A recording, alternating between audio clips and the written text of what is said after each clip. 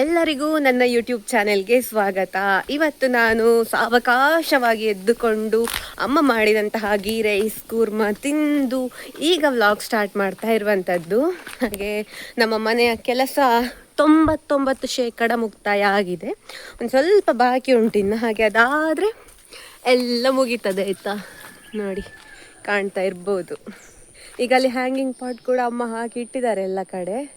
ಮತ್ತು ಅಲ್ಲಿ ನಾವು ಅದಕ್ಕೆ ಮೂಲೆ ಹಂಚು ಅಂತ ಕರಿತೇವೆ, ಅದೊಂದು ಹಾಕಲಿಕ್ಕೆ ಬಾಕಿ ಉಂಟು. ಮತ್ತು ಇದೆಲ್ಲ ತೆಗಿಲಿಕ್ಕುಂಟು, ಕ್ಲೀನ್ ಮಾಡಲಿಕ್ಕುಂಟು ಇನ್ನು. ಹಾಗೆ ಈ ಹೂವಿನ ಪರಿಚಯ ಎಷ್ಟು ಜನಕ್ಕೆ ಉಂಟು ಅಂತ ನನಗೆ ಗೊತ್ತಿಲ್ಲ. ನಮ್ಮ ಕಡೆ ಇಲ್ವ, ನಾವು ಇದಕ್ಕೆ ಗೋರಂಟಿ ಹೂವು ಅಂತ ಹೇಳೋದು. ಗದ್ದೆಗಳಲ್ಲಿ ಎಲ್ಲ ಸಾಮಾನ್ಯವಾಗಿ ಕಳೆಗಿಡದ ಹಾಗೆ ಬೆಳ್ಕೊಂಡಿರ್ತದೆ ಆಯ್ತಾ. ಇದೇ ಹೂವಲ್ಲಿ ಬೇರೆ ಬೇರೆ ಬಣ್ಣ ಕೂಡ ಉಂಟು. ಬಿಳಿ, ನೇರಳೆ, ತಿಳಿ ಗುಲಾಬಿ, ಹೀಗೆ ಹಲವಾರು ಬಣ್ಣಗಳು ಕೂಡ ಉಂಟು. ನಾವು ಶಾಲೆಗೆ ಹೋಗುವಾಗ ಉಂಟಲ್ವಾ, ಈ ಹೂಗಳನ್ನೆಲ್ಲ ಕೊಯ್ದು ಮಾಲೆ ಮಾಡಿ ಮುಡಿದುಕೊಂಡು ಹೋಗ್ತಾ ಇದ್ದ ನೆನಪು ಎಷ್ಟು ಚಂದ ಇತ್ತು ಗೊತ್ತುಂಟ. ಈಗ ಇಲ್ವಾ, ಯಾರ ತಲೆಯಲ್ಲಿ ಕೂಡ ಈ ಗೋರಂಟಿ ಹೂವು ಕಾಣಲಿಕ್ಕೆ ಸಿಗುವುದಿಲ್ಲ ಅಲ್ವಾ. ನೋಡಿ, ಗೋರಂಟಿ ಹೂವನ್ನು ಇದೇ ರೀತಿ ಕಟ್ಟುದಾಯ್ತಾ. ಇದಕ್ಕೆ ನಾವು ಕಾಲಲ್ಲಿ ಹೂ ಕಟ್ಟುದು ಅಂತ ಹೇಳುದು. ನನಗೆ ಈ ವಿಧಾನವನ್ನು ನನ್ನ ಅಜ್ಜಿ ಕಲಿಸಿಕೊಟ್ಟದ್ದು. ಹಾಗಾಗಿ ನಾವು ಶಾಲೆಗೆ ಹೋಗುವಾಗೆಲ್ಲ ಇದೇ ರೀತಿ ಹೂ ಕಟ್ಟಿಕೊಂಡು ಹೋಗ್ತಾ ಇದ್ದದ್ದು. ಗೋರಂಟಿ ಹೂವನ್ನು ಒಂದೇ ಬದಿಗೆ ಕಟ್ಟಿದ್ರೆ ತುಂಬ ಚಂದ ಕಾಣ್ತದೆ. ಹಾಗಾಗಿ ಈ ಹೂವನ್ನು ಒಂದೇ ಬದಿಯಲ್ಲಿ ಕಟ್ಟುವಂಥದ್ದು. ನಾನು ಗೋರಂಟಿ ಹೂವಿನ ಒಂದು ತುಣುಕನ್ನಿಲ್ವಾ ಇನ್ಸ್ಟಾಗ್ರಾಮ್ ಮತ್ತು ಫೇಸ್ಬುಕ್ಕಲ್ಲಿ ನಿನ್ನೆಯೇ ಹಂಚಿಕೊಂಡಿದ್ದೆ. ಅದಕ್ಕೆ ಸಾಕಷ್ಟು ಪ್ರತಿಕ್ರಿಯೆಗಳು ಬಂದಿತ್ತಾಯ್ತಾ. ಅದರಲ್ಲಿ ಕೆಲವರು ಹೇಳಿದ ಪ್ರಕಾರ 1 ಗೋರಂಟಿ ಹೂ ಇಲ್ವಾ 1 ಗ್ರಾಮ್ ಬಂಗಾರಕ್ಕೆ ಸಮ ಅಂತೆ. ಹಾಗಾಗಿ ಅಷ್ಟೂ ಪವಿತ್ರವಾದಂತಹ, ಅಷ್ಟೂ ಮೌಲ್ಯ ಇರುವಂತಹ ಈ ಹೂವನ್ನು ದೇವರಿಗೆ ಇಡಬೇಕಂತೆ. ನಾನು ಈ ರೀತಿ ಕೆಲವು ವಿಚಾರಗಳನ್ನೆಲ್ಲ ಸಾಮಾಜಿಕ ಮಾಧ್ಯಮಗಳಲ್ಲಿ ಹಂಚಿಕೊಳ್ಳೋದ್ರಿಂದ ನಮಗೆ ಗೊತ್ತಿರುವಂತಹ ಕೆಲವು ವಿಚಾರಗಳು ಜನರಿಗೆ ಗೊತ್ತಾಗ್ತದೆ. ಹಾಗೆಯೇ ನಮಗೆ ಗೊತ್ತಿಲ್ಲದಂತಹ ವಿಚಾರಗಳು ಕೂಡ ಜನರಿಂದ ನಮಗೆ ಗೊತ್ತಾಗ್ತದೆ. ಇದೊಂದು ಲಾಭ ನೋಡಿ. ನಮಗೆ ಎಷ್ಟೋ ವಿಚಾರಗಳು ನಮಗೆ ಗೊತ್ತಿರುವುದಿಲ್ಲ. ಬೇರೆ ಬೇರೆ ಕಡೆ ಹಲವಾರು ಆಚರಣೆಗಳು, ಹಲವಾರು ನಂಬಿಕೆಗಳಿರ್ತದೆ ಅಲ್ವಾ. ಅದೆಲ್ಲ ನಮಗೂ ಕೂಡ ಗೊತ್ತಾಗ್ತದೆ. ಓ, ಇಂಥ ಕಡೆ ಇಂಥದ್ದೆಲ್ಲ ನಂಬಿಕೆ ಉಂಟಂತೆ ಅಂತ ಹೇಳುದು. ನೋಡಿ, ನನ್ನ ತಲೆಗೆ ಈಗ ಗೋರಂಟಿ ಹೂ ಮುಡಿಸ್ತಾ ಇದ್ದಾರೆ ಆಯ್ತಾ. ಕೆಲವರಿಗೆ ಇದರ ಪರಿಚಯ ಇರ್ಲಿಕ್ಕಿಲ್ಲ ಅಂತವರಿಗೋಸ್ಕರ ಇವತ್ತಿನ ವಿಡಿಯೋ ಮಾಡ್ತಾ ಇರುವಂತದ್ದು.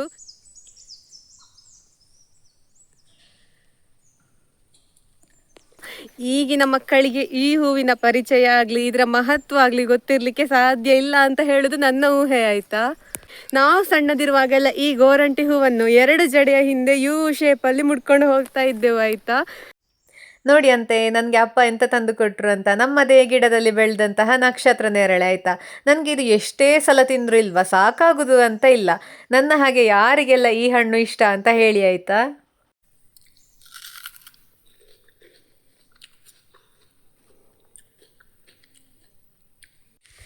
ನಮ್ಮ ಮನೆಗೆ ಒಂದು 6-7 ಜನ ಬಂದು ಇದೊಂದು ನೋಟಿಸ್ ಕೊಟ್ಟು ಹೋದ್ರು. ನೋಡಿ, ಸ್ವಾಮಿ ಕೊರಗಜ್ಜ ದೈವದ ವರ್ಷಾವಧಿ ನೇಮೋತ್ಸವ ಅಂತೆ ನಮ್ಮ ಒಂದು ಗ್ರಾಮದಲ್ಲಿ. ಹಾಗೆ 17ನೇ ತಾರೀಕು 18ನೇ ತಾರೀಕು ಮಾರ್ಚ್ 17-18ಕ್ಕೆ ಒಂದು ನೇಮ ಉಂಟು ಅಂತ ಹೇಳಿ ಇದನ್ನು ಕೊಟ್ಟು ಹೋದರು. ನೋಡಿ, ನಮ್ಮ ಕಡೆ ಎಲ್ಲ ಈ ರೀತಿ ನೇಮೋತ್ಸವ ಎಲ್ಲ ಸರ್ವೇ ಸಾಮಾನ್ಯ. ಬೆಳ್ಳಿಯ ಮುಟ್ಟಾಳೆ ಸಮರ್ಪಣೆ ಎಲ್ಲ ಉಂಟಂತೆ. ಇದೊಂದು ಸ್ವಲ್ಪ ವಿಶೇಷ. ನೋಡಿ ಎಷ್ಟು ಚಂದ ಅರಳಿದೆ ಗುಲಾಬಿ ಅಂತ, ತುಂಬ ಉಂಟು. ಇದನ್ನು ನೋಡಿ ನಮ್ಮ ಮನೆಗೆ ಕೆಲಸ ಮಾಡಲಿಕ್ಕೆ ಬಂದಿದ್ರಲ್ಲ 2-3 ಜನ ಇದರ ಗೆಲ್ಲು ಮತ್ತೆ ಗಿಡ ಎಲ್ಲ ತೆಕ್ಕೊಂಡು ಹೋದ್ರು, ಹೂವೆಲ್ಲ ತೆಕ್ಕೊಂಡು ಹೋದ್ರು ಅವರಿಗೆ ಖುಷಿಯಾಗಿ. ಕಾಣ್ತಾ ಉಂಟ ನಿಮ್ಗೆ ಅಲ್ಲಿ ನಕ್ಷತ್ರ ನೇರಳೆ ಮತ್ತೆ ಮಿಡಿಯಾಗಿದೆ ಮೇಲೆಲ್ಲ. ನೋಡಿ ಕೆಳಗೆ ಬಿದ್ದುಕೊಂಡು ಉಂಟು, ಇಲ್ಲೆಲ್ಲ ತುಂಬ ಉಂಟು ಬಿದ್ದುಕೊಂಡು. ಹಾಗೆ ಮರದಲ್ಲಿ ಕೂಡ ಉಂಟು. ಮರದಲ್ಲಿ ಇನ್ನೂ ಕೂಡ ಕೆಂಪಾಗ್ಬೇಕು, ಆದ್ರೆ ಕೆಂಪಾಗುವ ಮೊದಲು ಬೀಳ್ತದೆ. ನಕ್ಷತ್ರ ನೇರಳೆಗೆ ಹಕ್ಕಿಗಳದ್ದು ಮಾತ್ರ ಅಲ್ಲ, ಹುಳಗಳದ್ದು ಕೂಡ ಬಾಧೆ ಉಂಟಾಯ್ತಾ. ತುಂಬ ಸೂಕ್ಷ್ಮವಾಗಿ ನೋಡಿ ತಿನ್ಬೇಕಾಗ್ತದೆ. ನಾನು ನಿಮಗೆ ಮೊನ್ನೆ ಬಾಳೆ ಹೂ ತೋರಿಸಿದ್ದೆ ಅಲ್ಲ, ನೋಡಿ ಬಿಸಿಲಿಗೆ ಎಷ್ಟು ಚಂದ ಕಾಣ್ತಾ ಉಂಟಂತ. ಬೆಳಿಗ್ಗೆ ಮುಡ್ದ ಹೂ ಸಂಜೆ ಆಗ್ತಾ ಬಂತು, ಇನ್ನೂ ಕೂಡ ಹಾಗೆ ಉಂಟು, ತೆಗಿಲಿಲ್ಲ ನಾನು.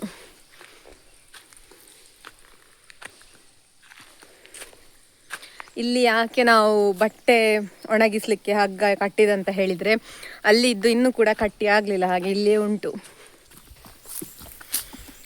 ಸಾಯಂಕಾಲ ನಾನು ಅಪ್ಪನ ಜೊತೆಗೆ ತೋಟಕ್ಕೆ ಹೋಗ್ತಾ ಇದ್ದೇನೆ.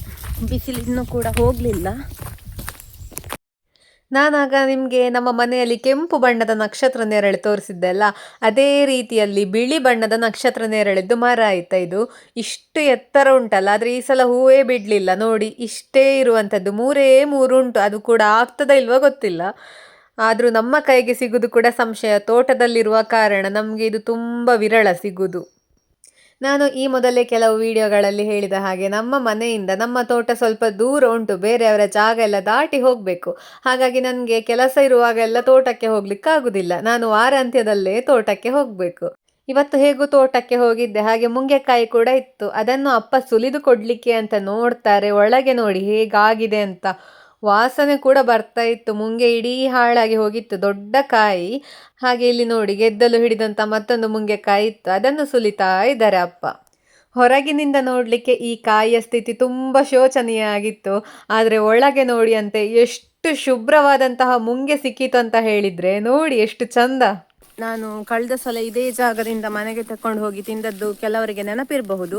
ಆ ವಿಡಿಯೋ ನೋಡಲಿಲ್ಲ ಅಂತ ಹೇಳಿದರೆ ನೋಡಿ, ಇವತ್ತು ಅದರಲ್ಲಿ ಇದ್ದಂತಹ ಇನ್ನೊಂದು ತೆಂಗಿನಕಾಯಿಯಿಂದ ಮುಂಗೆ ತೆಗೆದಿದ್ದೇವೆ ನೋಡಿ. ಒಳ್ಳೆ ಸ್ವೀಟ್ ಉಂಟು.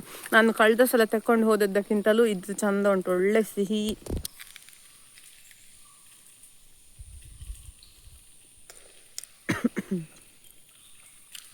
ಅಪ್ಪ ಒಂದು ಸಣ್ಣ ತುಂಡು ತಿಂದು ಮತ್ತೆ ನನಗೆ ಕೊಟ್ಟರು ನೋಡಿ.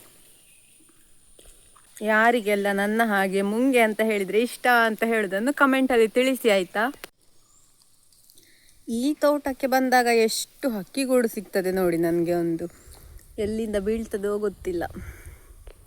ಅಲ್ಲ, ನಮಗೆ ಒಂದು ಸಂಶಯ, ಈಗ ಹಕ್ಕಿಗೂಡೆಲ್ಲ ಸಿಗ್ತದೆ, ಆದರೆ ಸತ್ತ ಹಕ್ಕಿಗಳೆಲ್ಲ ನಮಗೆ ಯಾಕೆ ಸಿಗುವುದಿಲ್ಲ? ಅವುಗಳು ಎಲ್ಲಿ ಹೋಗ್ತದೆ ಅಂತ ಹೇಳಿದರೆ ಸತ್ತ ಹಕ್ಕಿಯ ದೇಹ ಇರಬೇಕಲ್ವಾ, ಅದು ಯಾಕೆ ನಮಗೆ ಸಿಗುವುದಿಲ್ಲ ಅಂತ ಒಂದು ಸಂಶಯ. ಇಷ್ಟರ ತನಕ ಕೂಡ ನಾನು ಯಾವತ್ತೂ ಕೂಡ ಸತ್ತ ಹಕ್ಕಿ ಅಂತ ಹೇಳಿದರೆ ಎಂತಾದರೂ ಅಪಘಾತ ಆಗಿ ಸತ್ತದ್ದೆಲ್ಲ ನೋಡಿದ್ದೇನೆ. ಆದರೆ ಈಗ ವಯೋಸಹಜವಾಗಿ ಎಲ್ಲ ಹಕ್ಕಿಗಳು ಸಾಯುವ ಕ್ರಮ ಉಂಟಲ್ಲ, ಅವೆಲ್ಲ ಎಲ್ಲಿ ಹೋಗಬಹುದು ಅಂತ. ಇಷ್ಟು ದೊಡ್ಡ ಕಾಡಲ್ಲಿ ಒಂದೇ ಒಂದು ಈಗ ಹಕ್ಕಿ ಆಗಿರಬಹುದು ಅಥವಾ ಮಂಗಗಳಾಗಿರಬಹುದು, ಯಾವುದರ ದೇಹ ಕೂಡ ಸಿಗುವುದಿಲ್ಲ ನಮಗೆ. ಎಂಥದ್ದೊಂದು ವಿಶೇಷ. ಯಾರಿಗಾದರೂ ಗೊತ್ತಿದ್ದರೆ ಕಮೆಂಟಲ್ಲಿ ತಿಳಿಸಿ ಆಯಿತಾ. ತುಂಬ ಸಮಯದ ಹಿಂದೆ ನಾನು ಇದೇ ಜಾಗದಲ್ಲಿ ಒಂದು ಹಲಸಿನಕಾಯಿ ತೋರಿಸಿದ್ದೆ. ಯಾರಿಗೆಲ್ಲ ನೆನಪುಂಟು ಗೊತ್ತಿಲ್ಲ. ನನ್ನ ವಿಡಿಯೋವನ್ನು ಪ್ರತಿದಿನ ನೋಡುವವರಿಗಾದರೆ ಗೊತ್ತಿರ್ಬೋದು. ಒಂದು ಹಲಸಿನಕಾಯಿ ಉಂಟು, ಅದೇ ದಿವಸ ಮಂಗಗಳು ಓಡಾಡ್ತಾ ಇದ್ದದ್ದು ಮತ್ತು ಕೆಂಜಳಿಲು ಕಂಡದ್ದು ಎಲ್ಲ ನಾನು ಹಾಕಿದ್ದೆ. ಈಗ ಆ ಹಲಸಿನ ಮರದಲ್ಲಿ ಹಲಸಿನಕಾಯಿಯನ್ನೆಲ್ಲ ಮಂಗ ತಿಂದಿದೆ ಆಯಿತಾ. ಅದು ಬೆಳೆದಿತ್ತು, ನಾನು ತೋರಿಸಿದ ಹೊತ್ತೇ ನಾವು ಕೊಯ್ದಿದ್ರೆ ನಮಗೆ ಸಿಕ್ತಿತ್ತು. ಹಾಗಾದ ಕಾರಣ ಅದು ಮಂಗ ಎಲ್ಲ ತಿಂದಿದೆ. ನಾನು ತೋರಿಸ್ತೇನೆ, ಅದರದ್ದು ಅವಶೇಷ ಮಾತ್ರ ಉಂಟು ಮರದಲ್ಲಿ. ಇಲ್ಲಿ ಕಾಣ್ತಾ ಇರ್ಬೋದು ನಿಮಗೆ, ಅದೆಲ್ಲ ಮಂಗ ತಿಂದದ್ದು. ಈ ಸ್ಪ್ರಿಂಕ್ಲರನ್ನು ತಪ್ಪಿಸಿ ಬಂದದ್ದಿಲ್ಲ, ಅದಿದ್ರೆ ನನ್ನ ಮೈಯೆಲ್ಲ ಒದ್ದೆ ಆಗ್ತಾ ಇತ್ತು. ನಾನು ಸ್ವಿಚ್ಚಲ್ಲಿ ಪಾಯಿಂಟ್ ಚೇಂಜ್ ಮಾಡಲಿಕ್ಕೆ ಹೋಗುದೀಗ.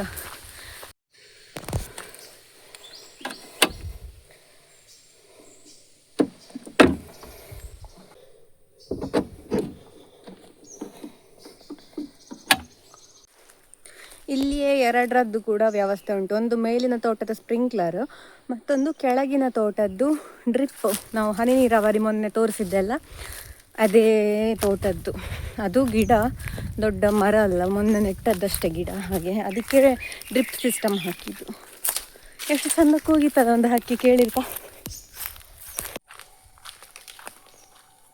ಅಲ್ಲಿ ಒಂದು ಕೊಕ್ಕೋ ಮರ ಉಂಟು. ಹಾಗೆ ಎಂತ ಕೊಕ್ಕೋ ಎಂತಾದರೂ ಉಂಟಾ ಅಂತ ನೋಡಿದ್ದು ನಾನು ಕೊಕ್ಕೋ ತಿನ್ನೋದು ಎಷ್ಟು ಸಮಯ ಆಯ್ತಂತ ಹೇಳಿದರೆ ತುಂಬ ಸಮಯ ಆಯಿತು. ಹೇಳಿದಾಗೆ ನಿನ್ನೆ ರಾತ್ರಿ ನಮ್ಮ ಮನೆಗೆ ಅಂಗಳದ ಹತ್ತಿರಲ್ಲಿ ಪಪ್ಪಾಯಿ ಗಿಡ ಎಲ್ಲ ನಾನು ತೋರಿಸ್ತಾ ಇರ್ತೇನಲ್ಲ, ಅಲ್ಲಿಗೆ ಬೆರು ಬಂದಿತ್ತು. 8 ಗಂಟೆ ಆಗಿತ್ತಷ್ಟೇ, ಅಷ್ಟು ಬೇಗ ಬಂದಿತ್ತು ಗೊತ್ತುಂಟ. ಮತ್ತು ನಾವು ನೋಡಲಿಕ್ಕೆ ಆಗುವಾಗ ಅದು ಓಡಿ ಹೋಯಿತು ಕೊಕ್ಕೋದ ಮರದ ಹತ್ರ. ನಮಗೆ ಕೆಂಜಳಿಲು ಕೂಗುದು ಕೇಳ್ತಾ ಇತ್ತು ಆಗಿನಿಂದ. ಹಾಗೆ ಒಂದ್ಸಲ ನಾನು ಆಗ ಹೋಗಿದ್ದೆ, ಅಲ್ಲಿ ಕಾಣಲಿಲ್ಲ. ಈಗ ಮತ್ತೊಂದು ಸಲ ಹೋಗಿ ನೋಡ್ತೇನೆ. ಆ ಭಾಗದಿಂದ ಕೂಗುದು ಕೇಳ್ತಾ ಉಂಟಾಯ್ತಾ. ಈ ಭಾಗದಿಂದ ಅದು ಕೂಗುದು ಕೇಳ್ತಾ ಇತ್ತು. ಯಾವ ರೀತಿ ಅಂತ ಹೇಳಿದರೆ, ಕಲ್ಲುಗಳನ್ನು ಪರಸ್ಪರ ಘರ್ಷಿಸಿದಾಗ ಒಂದು ಶಬ್ದ ಬರ್ತದಲ್ಲ, ಒಂದು ಸ್ವಲ್ಪ ಅದೇ ಮಾದರಿಯಲ್ಲಿ ಅಂತ ಹೇಳ್ಬೋದು. ಆಗಿನಿಂದ ಕೂಗ್ತಾ ಇತ್ತು. ಹಾಗೆ ಎಲ್ಲಿಯಾದರೂ ಉಂಟಾ ಅಂತ ನೋಡಲಿಕ್ಕೆ ಬಂದದ್ದು. ಈಗ ಕೂಗುದು ನಿಲ್ಲಿಸಿತು. ಬಹುಶಃ ನಾನು ಬರೋದನ್ನು ನೋಡಿ ಓಡಿ ಹೋಯ್ತಾ ಏನೋ.